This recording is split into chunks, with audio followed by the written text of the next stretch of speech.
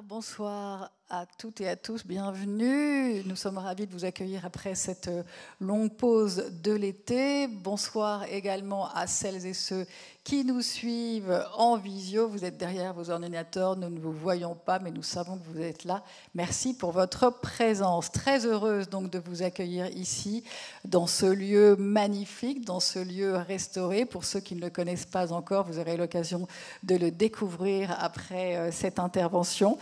Ce lieu, ce n'est pas un hasard, se tient au cœur de la cité. C'est exactement la place aussi du notaire qui tient un rôle clé dans la cité. Il est un acteur essentiel de la vie de tous les citoyens. C'est un métier à la croisée des chemins entre le passé et l'avenir, entre l'héritage et la transmission, entre la tradition et la modernité. Et bien, dans la dynamique de la rénovation de ce lieu, encore une fois au centre de la ville, au centre de Paris, et dans l'esprit de sa mission de fédération, je vous annonce que la Chambre des notaires de Paris a défini sa nouvelle signature de marque qui sera désormais « Ce qui nous lie fait société ». Et précisément, pour comprendre les sujets qui animent la société, eh bien, c'est la justification, ou en tout cas l'intention de ce rendez-vous, l'invité des notaires de Paris. Les notaires de Paris souhaitent prendre part au débat public, aborder les sujets qui traversent la société, ce qui nous lie fait société. Et vous allez voir qu'avec le sujet que nous allons aborder ce soir, eh bien, nous sommes tout à fait au cœur de ces préoccupations de la société. Nous avons le plaisir de recevoir Sophie Galabru. Très heureuse de vous accueillir, Sophie. Merci beaucoup. Bonsoir à toutes et à tous. Vous êtes philosophe, auteure, conférencière. Je vous donne la parole dans quelques instants, mais tout d'abord, je vais aussi saluer Jean-François Sagot, président de notre rendez-vous, l'invité des notaires de Paris, notaire à Paris. Merci Florence, bonsoir à tous. Et donc, je vous accueille également au nom du président de la Chambre des notaires de Paris, qui est retenu ce soir, mais qui s'associe pleinement à l'événement. Et vous souhaitiez nous dire quelques mots sur le congrès des notaires? Oui, parce qu'il se trouve par une pure coïncidence, je tiens à le dire, mais le thème que nous allons aborder ce soir, qui fait société, il va faire également le thème de notre congrès national. Alors, en deux mots, parce qu'on n'est pas là forcément pour parler de nous, ce congrès, c'est le plus ancien congrès professionnel en France. On est encore plus ancien que le Tour de France. Et pourquoi j'évoque le Tour de France? Parce que c'est un congrès itinérant. Chaque année, plus de 4000 notaires convergent sur une ville où ils vont se réunir pour débattre d'un sujet de société et pas pour parler de notariat, pour parler de société, de sujets de société sur lequel une équipe d'une vingtaine de notaires a réfléchi pendant 2 ans avec l'aide d'universitaires pour produire un rapport souvent assez volumineux de plus de 1000 pages et qui aboutit après 3 jours de débat à des propositions étant destinées au pouvoir public pour faire, si possible, avancer le droit dans un sens qui soit conforme à l'intérêt de nos concitoyens. Donc cette année, ça se tiendra à Montpellier la semaine prochaine, le 121e congrès des notaires de France, et qui aura pour thème celui analogue à celui que je vous laisse nous présenter ce soir. Merci Jean-François Sagot. Le thème de ce soir, on l'a dit, la famille, faire famille. Sophie Galabru, vous avez publié donc votre livre en 2023 chez Alary Éditions.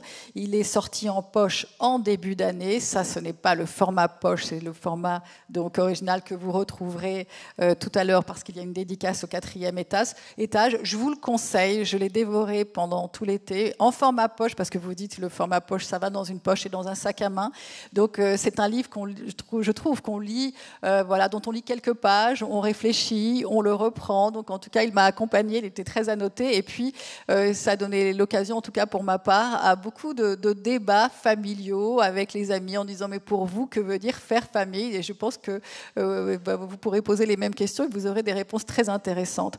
Donc Sophie, votre livre s'organise autour de 5 chapitres fondés: organiser, s'émanciper, transmettre, découvrir, se recomposer. Et j'ai écouté la rentrée littéraire cette année. Il y a énormément de livres qui sont consacrés aux parents des auteurs, aux mères des auteurs. Il y a Emmanuel Carrère, il y a Amélie Nothomb, il y a Nina Boraoui, il y a Justine Lévy. Donc la famille, c'est un thème éternel de la littérature, de la tragédie, du cinéma, de la psychanalyse. Évidemment, je ne sais pas s'il y aurait la psychanalyse sans famille. Pourquoi vous-même avez-vous décidé de vous emparer de ce sujet de la famille ? C'est vrai que c'est une bonne question. Je trouvais qu'en philosophie, ça n'était plus un sujet vraiment exploré. C'est vrai que la psychologie, le développement personnel s'en est beaucoup emparé, ou la littérature, parce que les drames familiaux ou le bonheur familial, plus rarement, fait l'objet d'une matière romanesque qui intéresse tout le monde, parce que c'est un sujet intime et universel. Mais je trouvais qu'en philosophie, ça avait été beaucoup délaissé. Le terrain a peut-être été beaucoup occupé par ce qu'on appelle les gender studies, c'est-à-dire des études féministes, les gender studies, c'est-à-dire des études de genre, c'est-à-dire sous l'influence du féminisme et de la philosophie féministe, la place de la femme dans son foyer, dans son rapport à la maternité, à son conjoint, etc. Mais le sujet de la famille en tant que tel, des concepts comme l'autorité, le pouvoir, l'enfance, la fécondité, tous ces thèmes-là étaient, je trouve, un peu abandonnés. Donc j'avais envie de m'en emparer.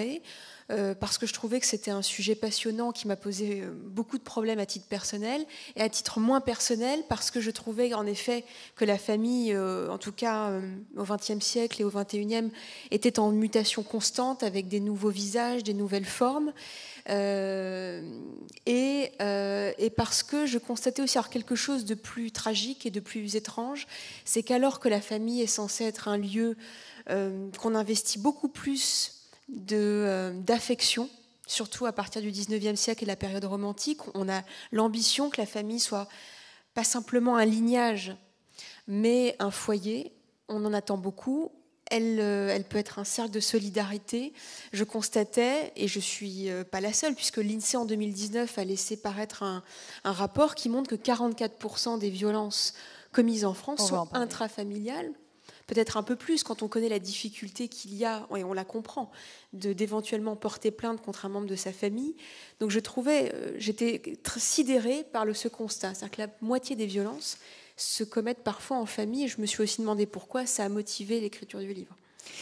Qu'est-ce qui se joue pour la société si les liens familiaux sont distendus, s'ils n'existent plus ? Parce que la famille a un rôle important dans la société, de formation du citoyen. Elle a même un rôle de structuration politique. La famille, c'est la première cellule sociale de base, celle où en effet les enfants intériorisent et apprennent des normes, des règles, des valeurs, parfois une orientation, une vision politique du monde avec leurs parents et leur milieu social. C'est un objet, c'est même pour certains psychanalystes comme Wilhelm Reich, c'est même un lieu d'intronisation à l'autorité, c'est-à-dire on y apprend la soumission à l'autorité ultérieurement pour être plus docile dans son travail et l'État. Pour Reich, une famille patriarcale extrêmement autoritaire était même le terreau possible de la soumission au fascisme. Et sans aller jusque-là, Emmanuel Todd a bien montré aussi que selon le type de famille, il y a des types de sociétés d'État. Et donc la famille nucléaire, un couple de parents vivant un certain temps avec ses enfants, qui se veut égalitaire notamment dans la succession, développe l'idéal d'un État républicain, démocratique et de l'individualisme, par exemple. Donc la famille, c'est une petite cellule, c'est l'atome, et ça prépare, mais c'est aussi le reflet de la politique en cours. Si on est dans un régime patriarcal qui favorise l'inégalité entre hommes et femmes et dans la fratrie, ça se reflètera aussi éventuellement dans la famille. Pouvez-vous nous dire quelle a été votre méthode ? Est-ce que, par exemple, vous avez déjà observé beaucoup de familles ? Est-ce que vous avez rencontré beaucoup de familles ? Est-ce que vous avez posé beaucoup de questions ?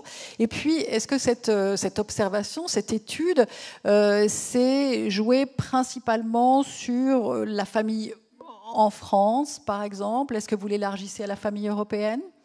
Alors, j'ai consacré le tout début de mon livre pour des raisons anthropologiques.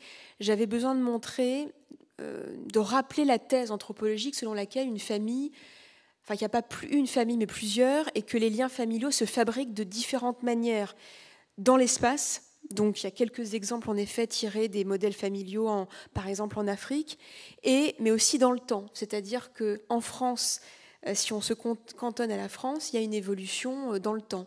Mais après, bon, c'est une petite mise en place et un petit rappel, mais effectivement, je me concentre beaucoup sur la famille française. Ouais. Jean-François Sagot, depuis votre position, qu'observez-vous de ce rapport à la famille? Est-ce qu'aujourd'hui, il y a une réinvention, un souhait, une volonté de famille ou au contraire une dilution? Alors, déjà, pour le juriste qu'est le notaire, la notion de famille est une notion un peu troublante. Pourquoi? Parce que les notaires, comme tout juriste, on se raccroche à normalement des définitions. On aime bien savoir catégoriser finalement pour pouvoir ensuite se rattacher, identifier dans les situations auxquelles on est confronté et les rattacher à une catégorie à laquelle sont assujettis des droits ou des obligations. La famille, vous pourrez chercher, vous ne la trouverez pas. Vous la trouverez effectivement sur des concepts qui sont d'anthropologie, qui sont sociologiques ou philosophiques. Vous la trouverez dans une définition. Si vous prenez le Petit Larousse, vous en trouverez une. Mais finalement, pour nous, si on prend dans le temps, la famille, elle est ou d'origine conjugale, et ou parentale. Et si on prend dans l'histoire, sans faire trop de développement, on y reviendra peut-être, le code Napoléon, qui lui-même était hérité de l'ancien droit, c'était une juxtaposition. Faisait famille la conjugalité plus la parentalité. Et puis aujourd'hui, c'est vrai qu'on peut avoir une notion de la famille ou sur la conjugalité ou sur la parentalité, toujours les deux, mais là où on raffine encore la chose un peu plus, c'est que la notion de conjugalité a sensiblement évolué et celle de parentalité aujourd'hui est multiple aussi. Donc quand vous combinez finalement ces différentes données, vous arrivez à un nombre d'équations, d'où un nombre de familles, un nombre de tribus, puisque c'est comme ça qu'on les référence ce soir, qu'il est peut-être plus difficile à appréhender, surtout qu'on y reviendra, le droit, et c'est normal, arrive après coup quand il peut entériner une évolution sociologique qu'on estime être suffisamment admise. La société est en avance sur le droit, absolument.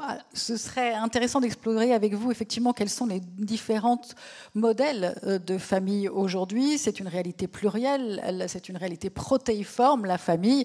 Vous aviez parlé de la famille nucléaire. Pourquoi je vois toujours une cellule, mais nucléaire, la famille nucléaire, donc vous l'avez déjà exprimé. Papa, maman, enfant. Oui, c'était la norme jusqu'à une certaine époque, ça n'est plus la norme. Ça, c'est une grande évolution. Et aujourd'hui, donc, quels sont les différents modèles de famille possibles hors droit? Alors, on en parlait, c'est vrai que la famille nucléaire, elle reste quand même un modèle. C'est plus une norme, mais ça reste le type de famille qu'on retrouve le plus. Mais il y a une hausse et une stabilisation des familles monoparentales, donc un seul parent vivant avec son ou ses enfants. Donc divorce ou décision d'avoir un enfant seul. Oui. Une hausse des familles recomposées, mais ce n'est pas des modèles complètement nouveaux. Je veux dire, ça existait au XIXe siècle, par exemple, au début du XXe, mais la cause n'était pas la même. C'est-à-dire que ces familles-là étaient souvent, et plus souvent, le fruit du veuvage que du divorce, de la séparation, donc d'une conflictualité qui ne se résout pas ou qui se résout en séparation. Donc ça, c'est ce qu'on observe. Et transformation au niveau du couple, mais peut-être on en parlera après, je ne vais pas mélanger les sujets, mais c'est vrai qu'il y a une hausse des formes de concubinage ou de pax et de divorce et de séparation, c'est-à-dire qu'on peut lier des liens, mais on les défait aussi beaucoup plus vite. Il y a des raisons à cela, on en reparlera peut-être. Juste un complément pour aller dans votre sens, les chiffres d'ailleurs que vous retrouverez dans le rapport du Congrès des notaires. Si on prend une conception de la famille avec parentalité, donc un papa et ou une maman et des enfants, il y a aujourd'hui en chiffres consolidés 2/3 de ces familles qui sont avec le modèle classique avec des enfants issus du même lit, donc les mêmes parents avec des enfants communs. Vous avez 25% de ces familles qui sont monoparentales et vous avez 10% de ces familles qui sont des familles dites recomposées, donc avec des enfants qui ne sont pas d'un même lit. Alors ça, ce sont des chiffres consolidés encore une fois, ça ne traduit pas forcément la tendance et la courbe de croissance ou de décroissance de chacun de ces trois modèles, avec sûrement, on peut l'imaginer, un affaissement petit à petit du modèle traditionnel, mais qui représente encore aujourd'hui, sur les familles avec parentalité, 2/3 des familles. Mais avec mariage, c'est-à-dire avec reconnaissance du lien par le juridique. Pas forcément mariage. Pas forcément. Un couple avec les 3 modes de conjugalité avec des enfants. Quel est le rôle de la famille vis-à-vis de l'enfant? C'est intéressant qu'on se penche sur ces questions, puisqu'on parle de la vocation de la famille, c'est l'éducation. Donc le rôle de la famille vis-à-vis de l'enfant aujourd'hui. Peut-être avant de répondre même à cela, puisqu'on parlait des nouvelles formes familiales, il y a aussi des nouvelles parentalités, c'est-à-dire il y a des familles homoparentales, il y a l'ouverture aussi des PMA, c'est important de le rappeler, la PMA notamment pour toutes les femmes depuis 2021. Donc ça change aussi la perception de la parentalité, mais en tout cas s'occuper d'un enfant, le droit ne définit pas la famille, mais les liens familiaux et les obligations qu'on a envers son enfant, c'est une forme de soin ou de sécurisation, de responsabilité de l'enfant, d'instruction, d'éducation. On pourrait traduire ça comme lui donner un certain nombre de normes, de valeurs, pour qu'il puisse coexister avec l'autre, avec l'altérité. Et moi, j'ajoute idéalement lui apprendre également l'émancipation ou l'autonomisation. C'est-à-dire que l'enfant n'est pas voué à rester absolument dans le giron de ses parents et doit être capable de pouvoir penser à ses intérêts, de subsister par lui-même. Cela signifie que vous sous-entendez l'un et l'autre que famille signifie enfant. Est-ce qu'un couple sans enfant est une famille ? Pour répondre spontanément, pour moi, une famille, c'est un groupe d'individus liés par des relations de solidarité mutuelle. Donc, un couple, par exemple, qui prendrait en charge une personne âgée vulnérable, fait famille. Moi, j'étends même, au risque de choquer certains, un couple qui prendrait en charge des animaux. Moi, j'inclus dans la définition de la famille toute prise en charge, tout soin apporté à des êtres vulnérables, enfants, des personnes dépendantes, des personnes très âgées et même les animaux. Donc pour moi, ce n'est pas l'enfant absolument qui est le garant de la définition. J'avoue que j'abonde totalement à cette définition. Finalement, il y a le lien du sang et l'union. Mais encore une fois, ce sont des composantes alternatives et pas forcément cumulatives. On évoquait la prise sous son aile, j'allais dire, sous sa surveillance et sa responsabilité de personnes vulnérables. Ça peut être aussi des projets philanthropiques et qui peuvent pour eux être finalement un projet qui se substitue à une parentalité. Donc c'est effectivement, la base sera sûrement le creuset d'une union, mais qui peut déboucher ensuite sur une tiercisation, soit par la parentalité, soit par, encore une fois, un autre projet qui permettra de faire une famille. D'accord, mais ce projet dont vous parlez, il n'est pas incarné, en tout cas par du vivant, mais vous considérez qu'on peut faire famille néanmoins? On le voit, et c'est vrai que là, on va rejoindre les droits, les obligations, les outils qu'on va pouvoir utiliser, parce qu'ensuite, ils ne sont pas infinis, notamment, on y reviendra tout à l'heure, sur la transmission. Et là, on retrouve bien ce souci de transmission qui peut parfaitement transcender et dépasser la simple parentalité. A-t-on une idée du nombre de familles hors mariage, mais qui sont néanmoins des familles? Est-ce que lorsque le droit ne reconnaît pas ces familles-là, on est une famille pour autant? D'un point de vue existentiel, philosophique, psychologique, oui. Si on prend soin d'un être qui a il y a une coexistence, une proximité, une intimité même partagée par le territoire, le lieu, des liens de responsabilité, de solidarité, on peut se considérer comme de la même famille. Mais là, on touche même au problème très banal de la famille recomposée, c'est-à-dire quelle place accorder à mon conjoint s'il n'est pas le géniteur ou le parent de mes enfants, et que par ailleurs, il y a divorce ensuite, c'est-à-dire cette personne s'en est occupée peut-être une dizaine d'années, mais n'a pas de droit particulier, éventuellement de visite sur l'enfant. Bon, ça, c'est des situations compliquées. Et pourtant, il y a eu une famille avec cette famille recomposée. Mais qui n'est pas reconnue encore une fois par les sociétés. Aujourd'hui, c'est les limites du droit. Le droit, on l'a dit, vient entériner une admission sociologique suffisante pour se dire qu'on n'est pas sur des têtes d'épingle et des choses qui n'intéressent que peu de personnes. Il y a quand même des évolutions. Il y en a eu sur le couple, sur la conjugalité, le pacte 199, puis le mariage pour tous en 2013. Sur la parentalité, vous l'avez rappelé, l'importante loi de 2021 sur les PMA. Donc on a une progression. C'est vrai que par contre, sur la beau-parentalité, Aujourd'hui, c'est un peu un trou dans la raquette. Là aussi, je sais que ça fait partie des réflexions de notre congrès des notaires et donc avec des propositions qui seront faites la semaine prochaine. Mais le droit, s'il n'y a pas un lien qui est établi, il n'y a pas d'obligation consécutive qui puisse en résulter. Donc, on n'a pas effectivement ce lien autre que moral. Pourquoi autant de retard avec l'évolution sociétale ? Je crois que c'est un fait peut-être, alors qu'on va me trouver exagérément prudent, il ne faut pas aller trop vite.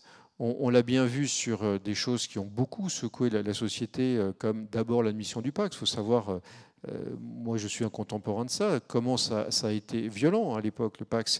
Finalement, aujourd'hui, c'est un mode de conjugalité parmi les 3 qui existent, qui est parfaitement admis, la société se l'est approprié, dans toutes les formes d'ailleurs, puisqu'elles ont été au début principalement fait pour une certaine catégorie de nos concitoyens. C'est plus du tout le cas. Et c'est pareil, je pense, pour l'admission du mariage pour tous. Aujourd'hui, c'est une chose parfaitement admise. Il faut y aller crescendo. Et encore une fois, pour être sûr qu'on répond à un besoin qui est conséquent, il ne faut pas faire des lois qui ne vont correspondre qu'à une tête d'épingle. La loi n'est pas faite pour ça. Par contre, là, ça me permet de faire une petite digression sur les notaires. Nous avons à gérer cet interstice de temps. Tant que la loi n'a pas admis, et pour autant qu'on ne soit pas sur affranchir des lignes jaunes, des choses interdites, on nous demande d'être inventifs. Nos clients, les plus de 20 millions de personnes qui franchissent les portes de nos études chaque année, nous demandent d'être ingénieux pour arriver contractuellement, avec un libre consentement, à fabriquer des solutions qui permettent de combler des lacunes de la loi. Et donc vous percevez une volonté de renforcer le lien ? Assurément, ça s'est d'abord senti sur la conjugalité, mais aujourd'hui, puisqu'on a des familles recomposées qui comptent dans un pourcentage donc significatif, on est confronté à devoir proposer, trouver des solutions qui permettent de prendre en compte cela, puisqu'on en parlait juste avant le début de notre entretien dans la salle où on préparait notre intervention. Aujourd'hui, on a parfois des liens d'attachement qui sont beaucoup plus forts, finalement, avec, on va dire, des pièces rapportées, qu'avec des liens avec qui vous avez un lien de sang. Et donc, on ne peut pas totalement ignorer cela, y compris en droit. Je voudrais qu'on revienne effectivement sur le rôle de la famille. Il est essentiel, on l'a dit, le rôle vis-à-vis de l'enfant, mais il y a énormément d'ambivalence dans la famille, c'est-à-dire que les aspects positifs peuvent se retourner en aspects négatifs. Je vous propose de dresser un panorama des points positifs de la famille et ensuite on viendra sur ceux qui sont plus complexes et qui entraînent une complexité, parce qu'il y a cette phrase que je ne suis pas capable de restituer parfaitement, mais qui dit on passe sa vie à guérir de son enfance et de sa famille, finalement. Donc la famille, au départ, est une cellule de protection, d'éducation. Oui, absolument. J'ai l'impression, si ça va, ça marche. C'est une cellule d'accueil, d'abord. C'est-à-dire qu'on est censé, qu'on désire ou pas un enfant, on est censé l'accueillir quand même, une fois qu'il est là. Et on a des devoirs de soins, de sécurisation, d'éducation. Et en effet, la famille, d'ailleurs, parfois peut suppléer à l'État parce qu'elle assure des solidarités, elle assure des liens, du soutien que les gens, d'ailleurs, attendent de leur famille, qu'ils ne comprennent pas de ne pas toujours trouver. Alors jusqu'où, jusqu'à quand l'enfant est devenu majeur, autonome, adulte, ça c'est chacun qui le définit. Mais c'est vrai qu'au départ, et on est en droit légitime de l'attendre, c'est une cellule de solidarité, de soutien à la famille. Et c'est une cellule, effectivement, qu'on va challenger en permanence parce qu'on la critique peu, la famille, finalement, ou on la critique beaucoup. On peut la remettre en question ou pas trop en France aujourd'hui encore ?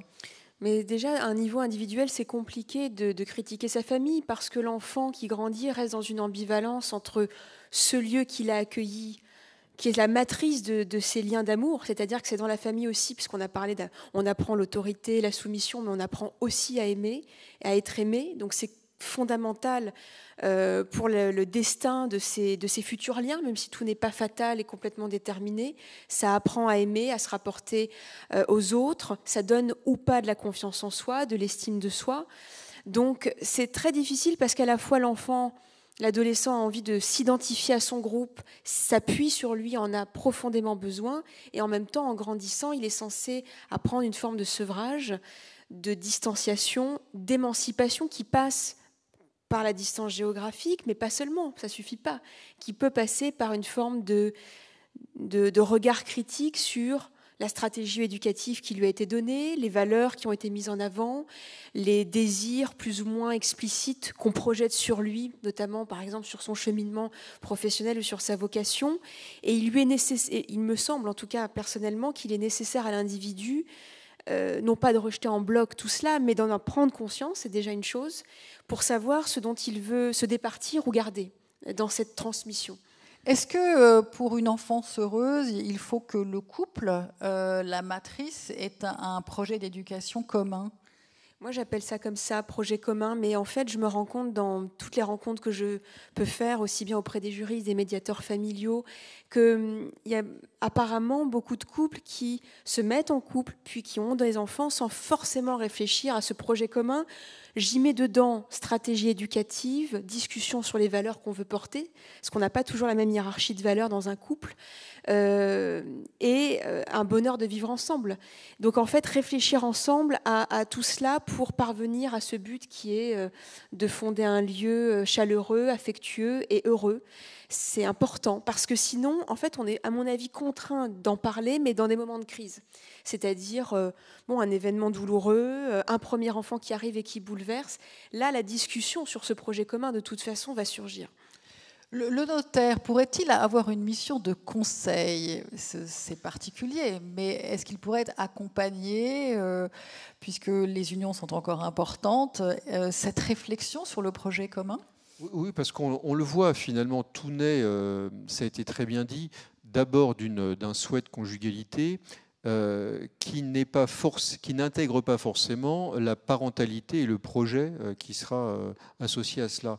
Et finalement, on voit bien, nous, dans les cas à la fois de construction des unions, on parle surtout de conjugalité.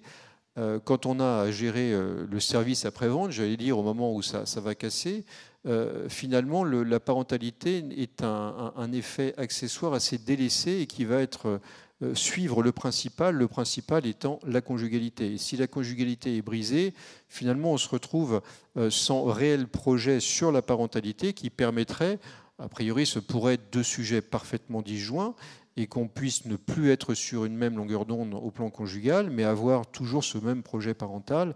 Trop souvent, comme il a mal été bâti ou appréhendé en amont, il va faire les frais et il va passer, j'allais dire, dans l'eau du bain de la rupture conjugale. Donc oui, c'est même notre mission d'accompagner, d'éclairer, mais c'est vrai encore une fois... Est-ce que ça n'est pas allé trop loin ? Est-ce que ça n'est pas intrusif ?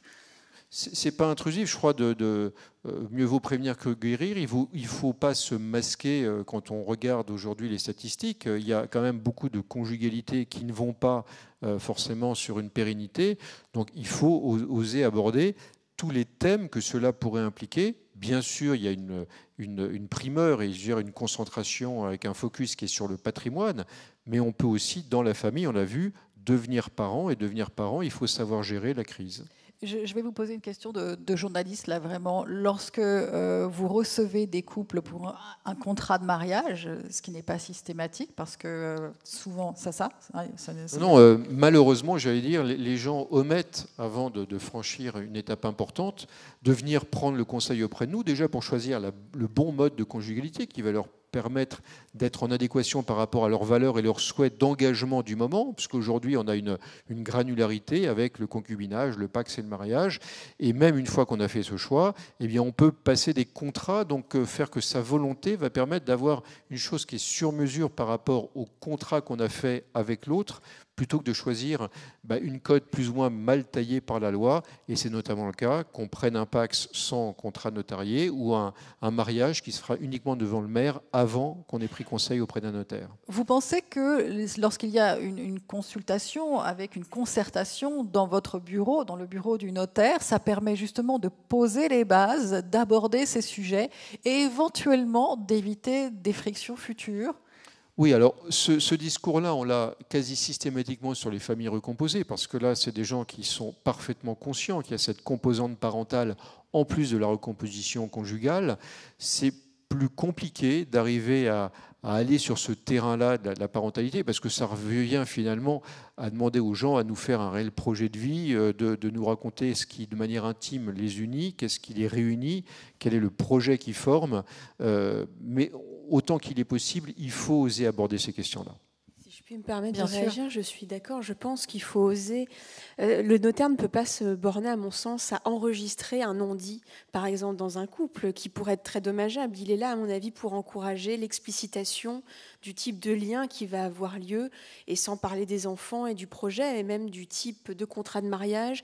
Et c'est vrai qu'on sait que parler d'argent dans un couple ou de patrimoine, c'est très difficile et tabou, parce qu'on ne conçoit plus le couple, peut-être encore une fois sous l'influence du romantisme dont on est toujours peut-être les héritiers, et puis d'un certain individualisme. On ne conçoit pas le couple comme une construction avec un certain degré de mise en commun, une construction sur un temps long, et qui implique pas simplement des liens et des affects, mais des biens aussi. Donc moi, je trouve que ce vous encouragez, vous, oui, c'est ça, à ce que cette discussion ait lieu. Les Américains ont beaucoup moins de freins que nous sur le sujet de l'argent, par exemple. Donc c'est systématique, un contrat de mariage.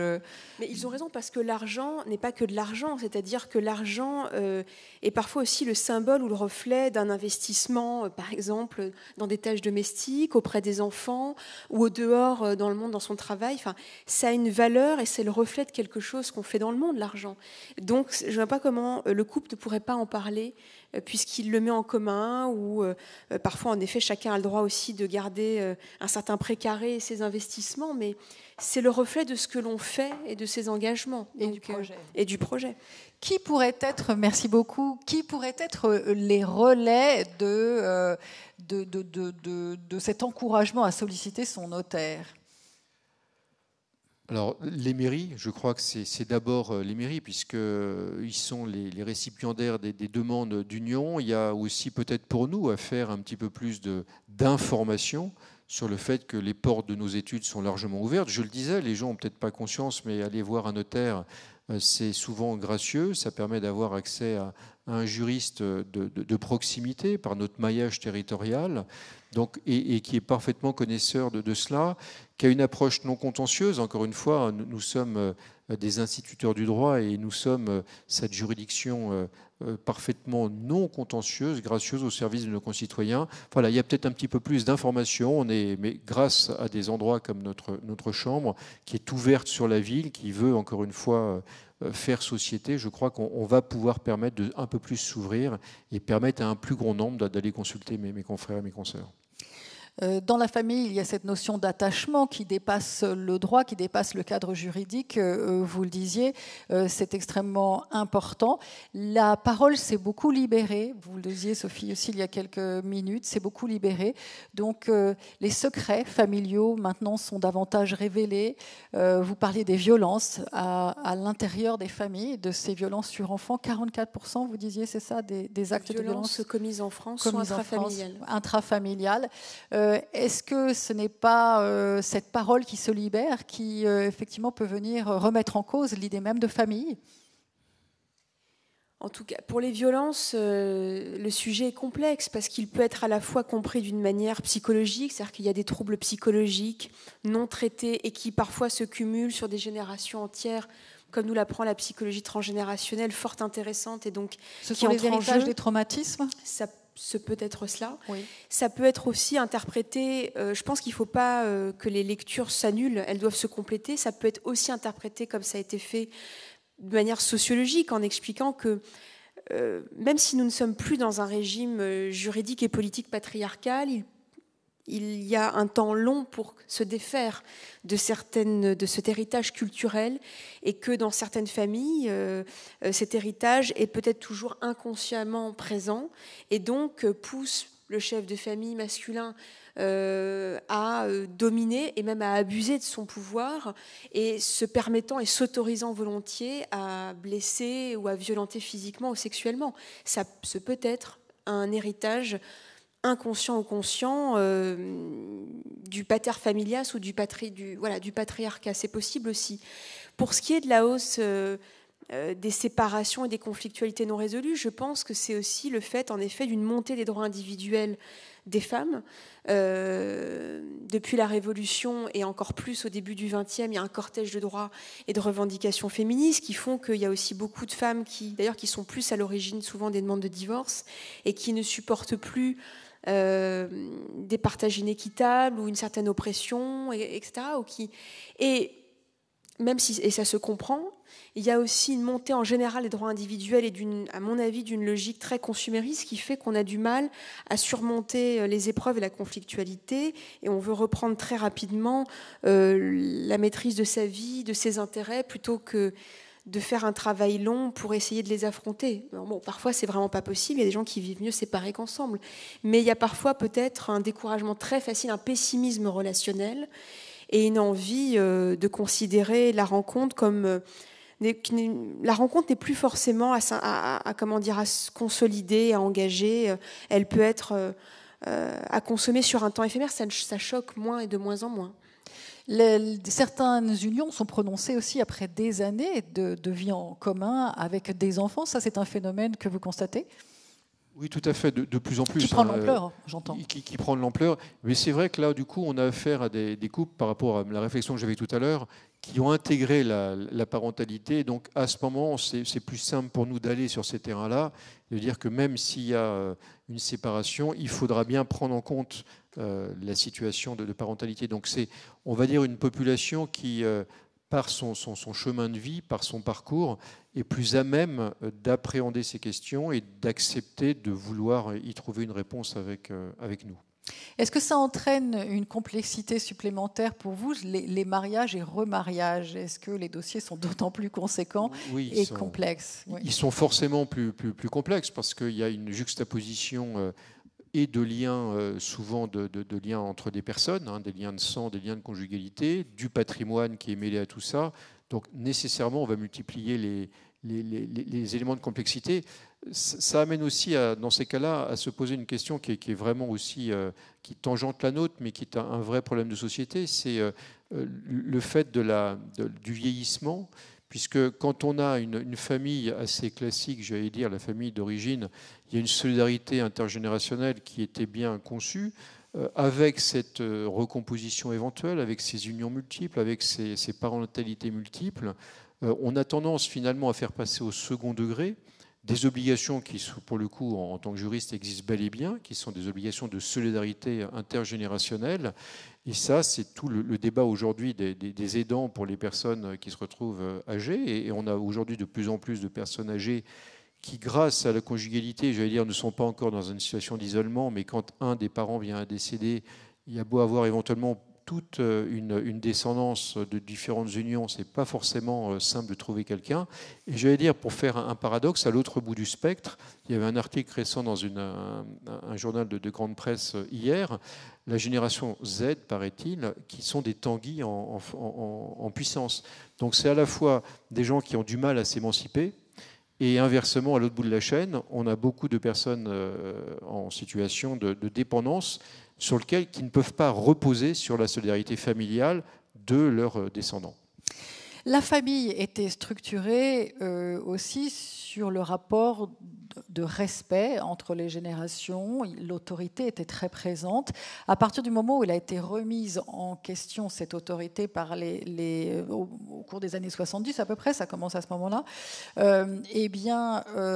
est-ce que justement cette parole, encore une fois, qui se libère, le fait de pouvoir critiquer, le fait de pouvoir contester, n'entraîne pas une désagrégation de l'idée même de famille ?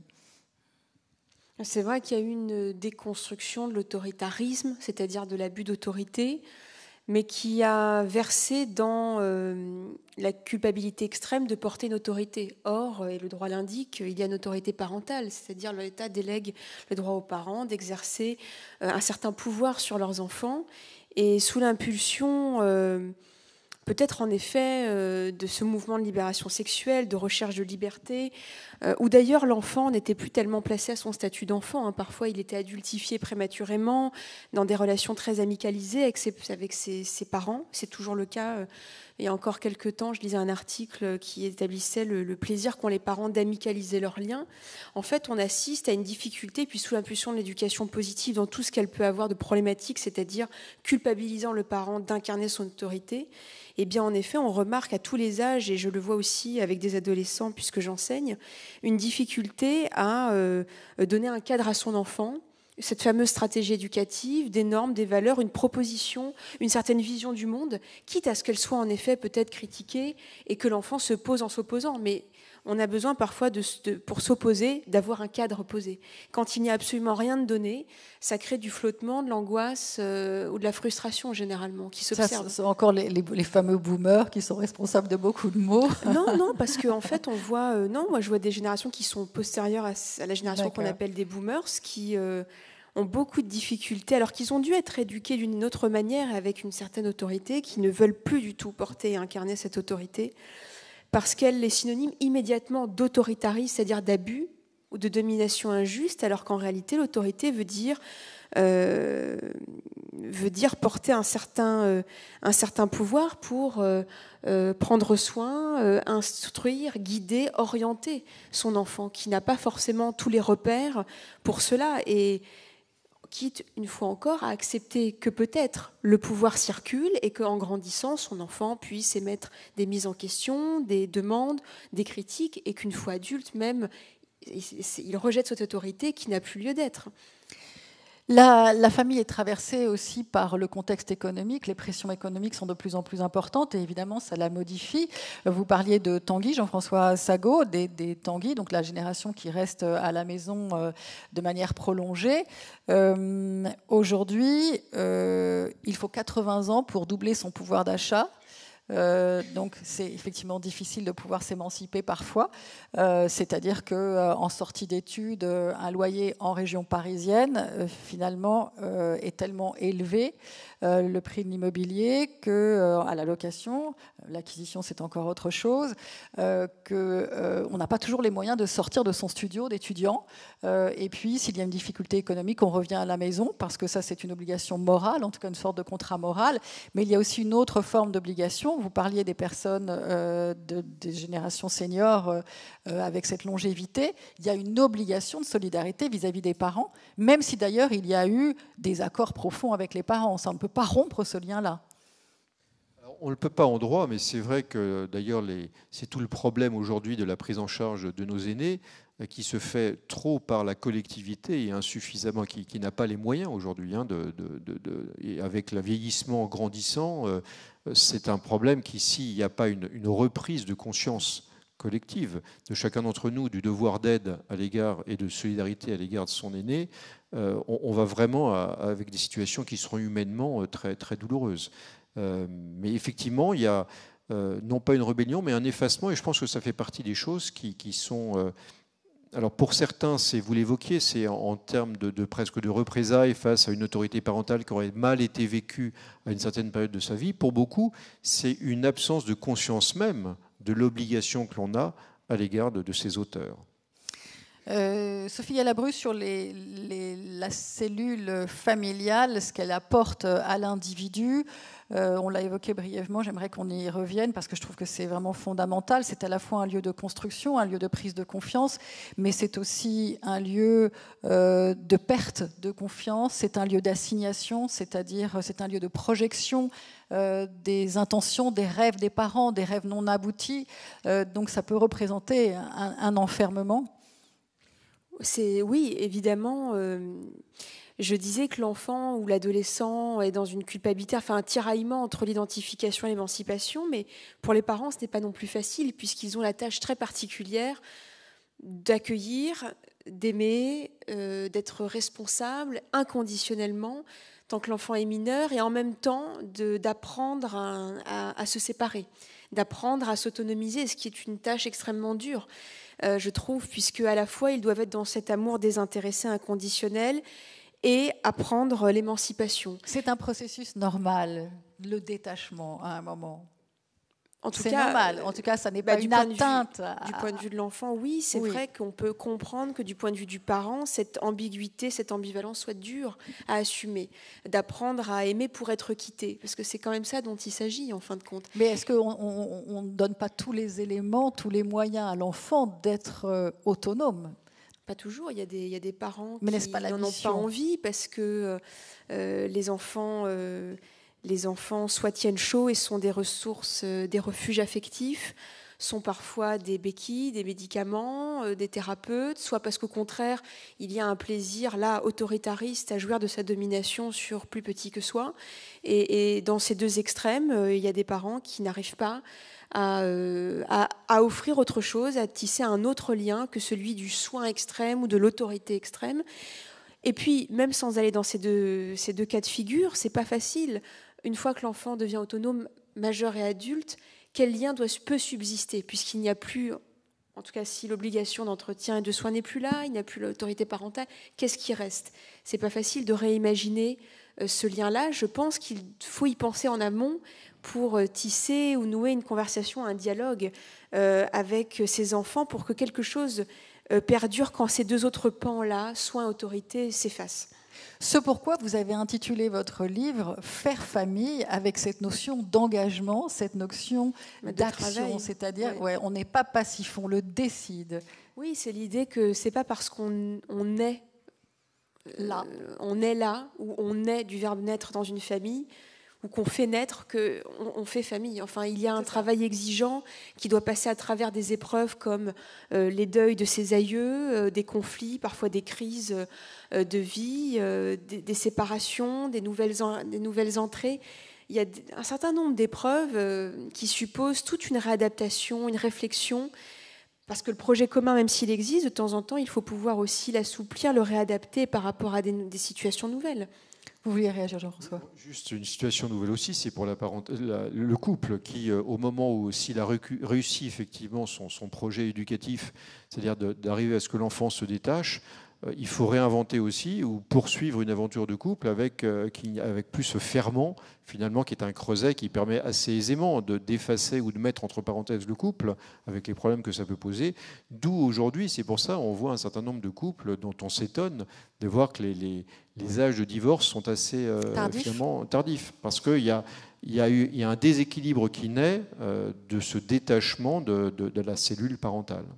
Près de 400 000 enfants chaque année vivront le divorce de leurs parents. Pour ma part, j'ai trouvé ça très conséquent, très important, 400 000 enfants.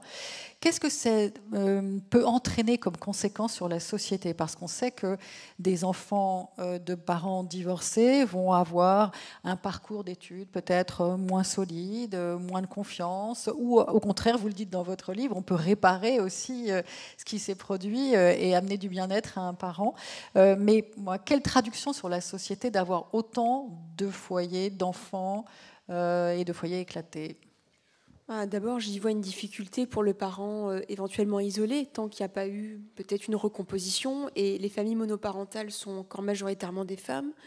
Donc il y a la difficulté de tenir à la fois un travail, d'élever ses enfants seuls. C'est difficile, pour une femme comme pour un homme, je trouve, et donc ça peut-être fragiliser le lien, l'éducation, tout ce qu'on a envie de transmettre et dont on n'a plus forcément l'énergie, la disponibilité pour. C'est difficile pour un parent isolé, donc ça je pense à des retentissements sur l'enfant. Ça peut aussi, on le sait en sociologie, en psychologie, on parle d'héritabilité des conflits, c'est-à-dire qu'on a remarqué que statistiquement, les enfants divorcés divorcent plus. Ce qui tend à dire que peut-être se transmet consciemment ou pas une forme j'appelle ça de pessimisme relationnel. Ou d'autorisation à la séparation ? Moi, j'appelle ça pessimisme relationnel parce que quand vous voyez des conflits qui tendent à s'exaspérer sans désescalade, sans résolution, sans dédramatisation, sans rire, parce que l'humour est important aussi pour résoudre des conflits, que vous n'avez pas vu ça au-dessus de vous, et que ça a pu partir dans une grande agressivité, une violence ou des non-dits, vous héritez de ces schémas-là et vous pouvez ne pas avoir vous-même les clés pour résoudre mieux les conflits que vous allez affronter avec les autres ou avec dans une relation amoureuse. Donc c'est pas si étonnant qu'il y ait cette héritabilité des conflits et que les enfants divorcés aient peut-être plus tendance à divorcer. Et vous le dites dans votre livre, effectivement, le rôle des parents, en tout cas une cellule familiale positive, c'est là où l'optimisme, même s'il ne règne pas de manière permanente, mais en tout cas est relativement présent. Après, on peut divorcer et rester, comme vous l'avez dit, dans un projet parental très cohérent, où on reste autour de son enfant, on continue de le sécuriser, on montre des rapports respectueux et cordiaux qui peuvent redonner un peu d'espoir, de ressources et de vitalité à son enfant, parce que sinon un divorce peut déprimer et abîmer un enfant, on oublie de le dire. Avec tout ce qu'on a dit, qu'est-ce qui motive aujourd'hui le désir d'enfant ? De créer une famille. J'ai jamais su pourquoi, personne ne sait pourquoi. Et s'il y avait trop de... je pense que si la raison est trop précise, elle est douteuse. Parce que si c'est pour absolument transmettre son patrimoine, avoir quelqu'un qui vous ressemble, vous prolonger, ou vous voir dans votre enfant, enfin, ces raisons trop précises sont névrotiques ou suspectes. Donc il ne faut pas trop savoir pourquoi on fait des enfants. Et aujourd'hui, on est face à une baisse de la natalité en France caractérisée et qui se confirme chaque année. Donc, la moins envie d'enfants, en tout cas, cette tendance, à quoi l'attribuez-vous? Et est-ce que vous pensez qu'elle va perdurer? Je l'attribue à 3 choses. D'abord, chez les plus jeunes, les 18-24 ans qu'on interroge apparemment, et pour en avoir interrogé, c'est toute l'angoisse et l'anxiété face à la violence du monde, à ses problèmes. Mais ça montre aussi, parce qu'il y avait d'autres générations qui étaient percutées par des guerres et des violences, ça montre chez cette génération-là un certain pessimisme et un manque de foi, de vitalité, de confiance en elle pour, malgré tout, affronter cela et donner de la vitalité à ses enfants. Moi, je vois ça d'abord comme ça. Il y a aussi, comme on le disait, des revendications féministes, une progression des droits des femmes, une libération pour décorréler la femme de la maternité qui fait que certaines femmes assument bien volontiers ne pas vouloir être mère. Ou alors le souhaiterait, qui s'affirme. Oui, ou alors le souhaite, mais je ne sais pas au niveau mondial, mais en tout cas en Occident et en France. Et même si elles ne... Au Japon, parfois, elles ne sont pas décidées clairement, mais il y a un flou, une incertitude, et elles ont envie de profiter d'une vie pour construire leur carrière, faire des études parfois. En tout cas dans certains milieux sociaux, l'allongement de la durée des études, et puis la difficulté parfois pour trouver un partenaire dans un couple engagé et durable, c'est pas toujours facile non plus. Il y a aussi la question des moyens financiers. Tout cela fait qu'à mon avis, en effet, ça peut expliquer la baisse de la fécondité. Mais paradoxalement, il y a aussi une revendication du droit à l'enfant et d'ouverture à toutes les techniques médicales pour favoriser la fécondité, que ce soit... Vous avez raison, parce que certains parents, futurs parents, s'engagent dans une trajectoire, dans un voyage très long. Oui, il peut y avoir la congélation d'ovocytes pour essayer de se rassurer sur l'éventuelle obsolescence qu'une femme peut rencontrer, la PMA, les FIV, des discussions récentes sur la GPA, même si ce n'est pas le lieu et qu'il faudrait toute une séance, à mon avis, pour l'aborder.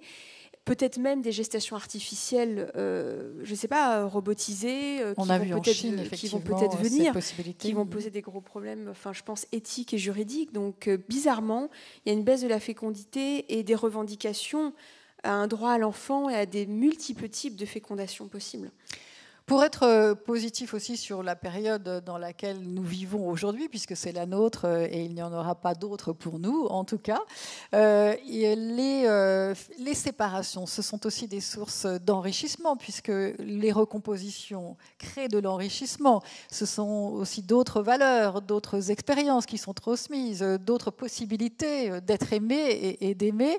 Et puis également, les nouvelles technologies qui sont très décriées permettent un contact. On a tous des échanges aujourd'hui en FaceTime depuis le bout du monde avec des générations différentes qui voyagent, des parents, des enfants, nous-mêmes.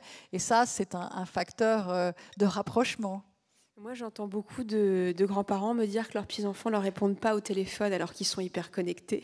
C'est-à-dire que paradoxalement, ils sont tout le temps sur leur téléphone, mais ils ne répondent pas. Donc, c'est rigolo. Et d'ailleurs, ça, c'est des études sérieuses qui montrent que cette génération 18-24 ans se voit 40% moins que, par exemple, la mienne. C'est-à-dire qu'ils préfèrent parler seuls dans leur chambre sur des téléphones que de se voir. Mais pas avec les membres de la famille, lorsqu'ils... En fait, même avec leurs amis, ils n'ont pas forcément envie de se voir. Donc, je ne sais pas si c'est un progrès du lien social les smartphones et les réseaux sociaux. Mais bon, c'est vrai qu'on peut communiquer très loin, effectivement. Vous souhaitez qu'on finisse sur une note positive, mais j'ai un peu cette même appréhension. On est sur une chose qui, de mon point de vue, superficialise la relation. Est-ce que le fond, c'est de savoir si on peut se joindre en FaceTime à 20 000 km, ou est-ce que c'est pas peut-être une seule fois par an de consacrer un vrai temps où on désarme, on laisse les portables avec son père, son grand-père, sa sœur ou son frère? Je ne suis pas sûr qu'en termes de qualité relationnelle, de choses qui impactent réellement et qui créent du lien, on ne soit pas sur une chose qui, encore une fois, superficialise les relations. Dans une séquence politique et d'histoire, sans doute, avec des facteurs très inquiétants, très anxiogènes, je parle de l'environnement, mais aussi de la situation géopolitique aujourd'hui, la famille, et pour rester sur une note positive, est aussi le lieu des solidarités, c'est-à-dire le lieu refuge, et peut-être que ça donne une chance supplémentaire, encore une fois, de faire famille. Mais oui, moi je crois, là où je suis optimiste, c'est que je pense qu'on est en droit d'attendre que la famille soit non pas une cellule emprisonnante et assignatrice et douloureuse, mais un lieu de solidarité, de respect, en se souvenant des obligations qu'on a, parce qu'on parle beaucoup d'amour, qui est un mot très galvaudé, mais en réalité, quand on pense d'abord à... Là-dessus, je suis très juriste, quand on pense d'abord à ses obligations, ses responsabilités, ça induit un respect qui permet à coup sûr, je pense, l'amour, alors que l'inverse n'est pas vrai. Si on pense d'abord à l'amour comme fusion, comme émulation, il n'est pas dit qu'on tienne ses obligations et son respect envers les siens. Donc, je ne sais plus pourquoi je dis ça, pourquoi je me suis embarquée. Mais c'est formidable que vous parliez d'amour, Sophie Galabru, parce qu'effectivement, c'est un mot qui revient souvent dans vos entretiens, dans les entretiens que vous donnez. Et vous avez, je trouve, une très jolie expression. Vous dites que ce qui est important, c'est de transmettre l'amour de la vie. Oui, oui. Enfin, pour moi, ce qui est super important d'abord, c'est le respect qu'on peut avoir pour les siens. Et c'est dur à tenir dans la proximité, je trouve, géographique, dans l'habitude de se fréquenter, de garder du respect, de se souvenir que l'autre reste autre, même si on a l'impression de bien le connaître. Et je crois aussi que, bien sûr, c'est formidable de ressentir l'amour de ses parents, mais ce qui est encore mieux, c'est de sentir chez eux l'amour de la vie, parce que c'est ça qui donne de la vitalité à un enfant. Même un parent qui vit des crises, qui se sépare, qui communique cet optimisme, cette envie de vivre, la donne à son enfant. Et c'est ça c'est quelque chose, je pense que c'est un cadeau extrêmement précieux. Oui. C'est une ressource très... Qu'on conserve en soi toute qu'on conserve toute sa vie, oui, je pense. Donc voilà, il n'y a plus qu'à. Nous arrivons au temps de questions. Merci beaucoup. Nous arrivons au temps des questions. Avez-vous des questions à poser à Sophie Galabru ou à Jean-François Sagot ? Alors, et sinon, vous qui êtes en ligne, n'hésitez pas à nous faire remonter vos questions. Non, tout est clair ? Est-ce que... Oui, allez-y, monsieur.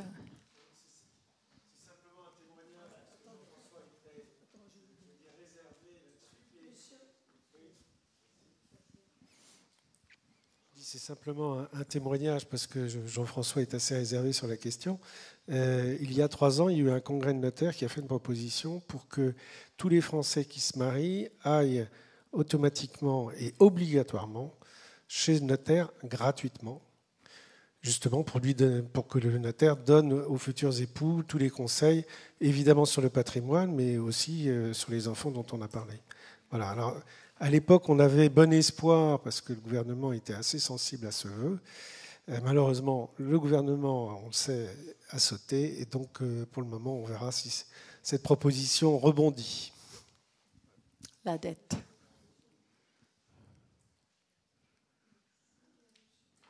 Une question, monsieur ? C'est plus une affirmation qu'une question. D'abord, je voudrais vous remercier parce que ce soir, je vous ai trouvés tous les 3 excellents. Alors donc, bravo, je suis content d'être venu. Ensuite, j'ai une recette, donc si j'ai bien compris. Lorsque les enfants sont partis, pour reconstituer la famille, il suffit de prendre un chien. Voilà les bêtises que je voulais dire ce soir. Ça s'entend, monsieur. Mais pourquoi pas ?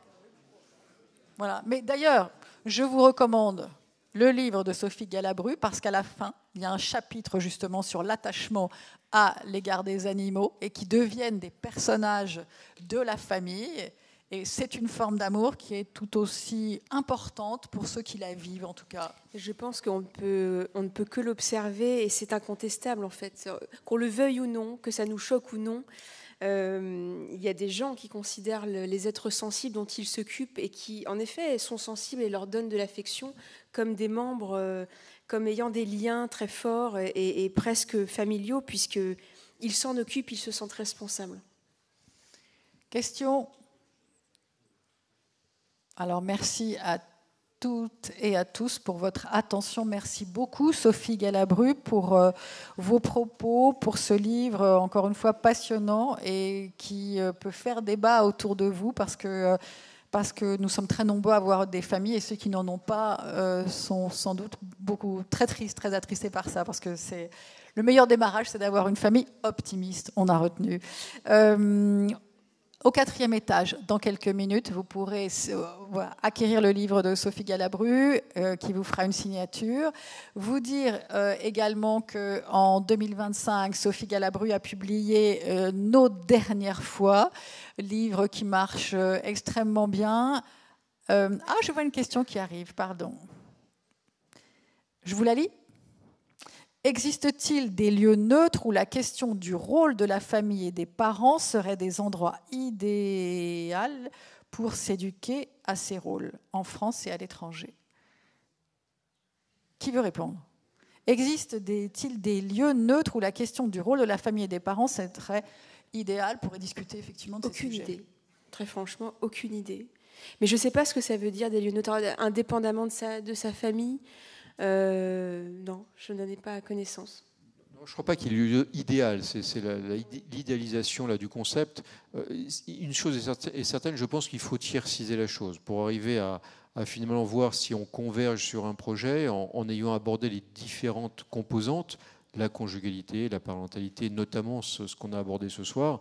Il faut aller voir un tiers. Alors, comme ça a été rappelé par mon confrère, nous, on propose que nous soyons un lieu d'échange, de conseil aussi, mais parfois, on voit aussi le couple dialoguer finalement dans nos bureaux, dans nos études. Donc, ça peut être un des lieux. Je ne suis pas sûr que ce soit le lieu idéal pour autant. Les médiateurs familiaux peuvent être aussi considérés comme des tiers. À condition de savoir où les trouver, ce oui, qui n'est pas toujours simple. Ou thérapeutes de couple, ou médiateurs familiaux aussi. Oui. Donc, je disais... Votre dernier livre, Nos dernières fois aussi, sur la notion de nostalgie, c'est ça, hein ? Du temps qui passe, du temps qui passe, oui. Voilà. Donc, et je vous le recommande aussi. Et vous pouvez écouter Sophie Galabru sur les différents podcasts de l'été sur France Inter. Vous allez les retrouver comme ça. Vous pouvez prolonger l'échange à distance avec Sophie Galabru. Donc, merci beaucoup à vous deux. Merci Jean-François Sagot. Merci Sophie Galabru. Vous dire aussi que notre prochain rendez-vous aura lieu le 18 novembre avec André Comte-Sponville. Et cette fois-ci, nous parlerons de la fin de vie, même si lui twiste donc le sujet en le traduisant par l'opportunité de vivre. Donc le 18 novembre prochain. Merci beaucoup pour votre attention et on se retrouve donc dans 2 mois. Merci. Merci beaucoup Florence, merci à tous.